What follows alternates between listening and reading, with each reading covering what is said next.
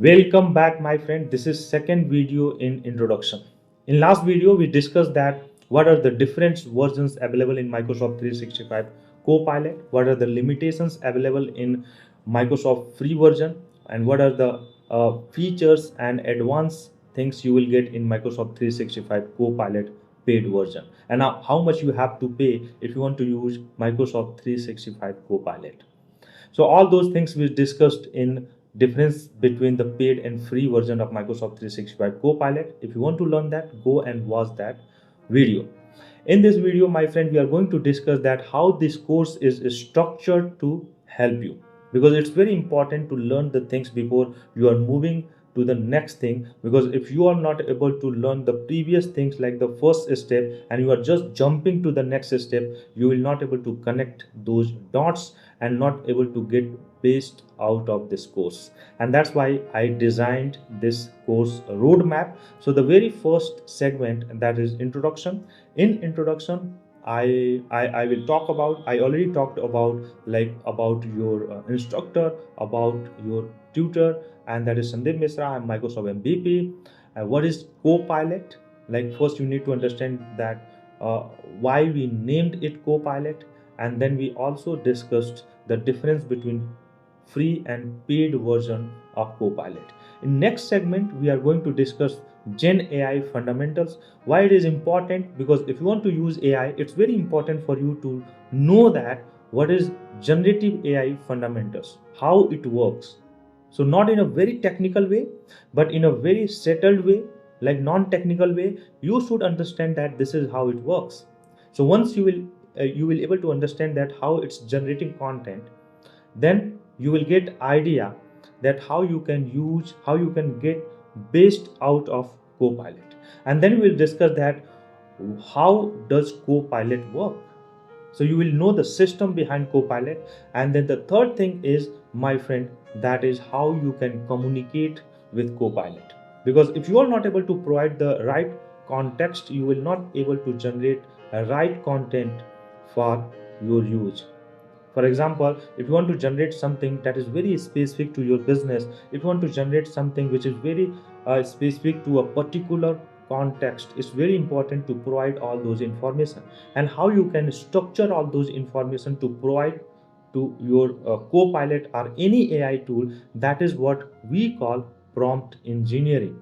So that's the third thing we are going to learn. It is not a complete prompt engineering course, but at least I will give you idea that how you can design prompts, so you will able to understand that not only with the Copilot, if you are communicating with any AI tool, how you can communicate. And then the third thing, my friend, that is the how you can use free version of Copilot. So if you are Microsoft user and you are using free version of Copilot, how you can use in a based way.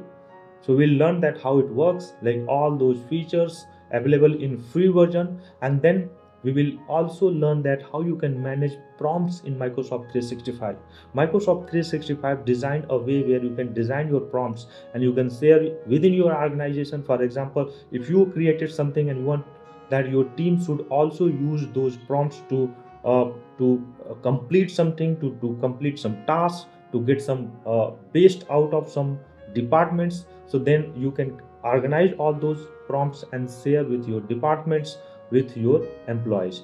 So that's the second thing you will learn. The third thing you will learn that how you can create agents, because that's the most important thing available in free version, that you can create agents in Copilot and how these agents are going to help you.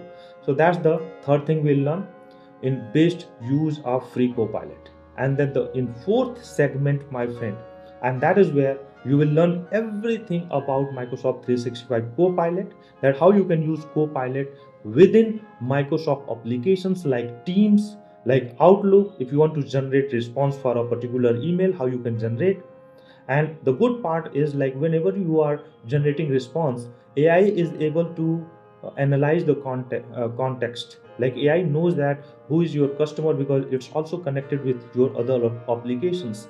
So you will able to generate proper, like appropriate response for your customer. How you can use Copilot in Microsoft Word, how you can use Copilot in Excel for generating formulas, for generating charts and reports, and how you can use Copilot in PowerPoint.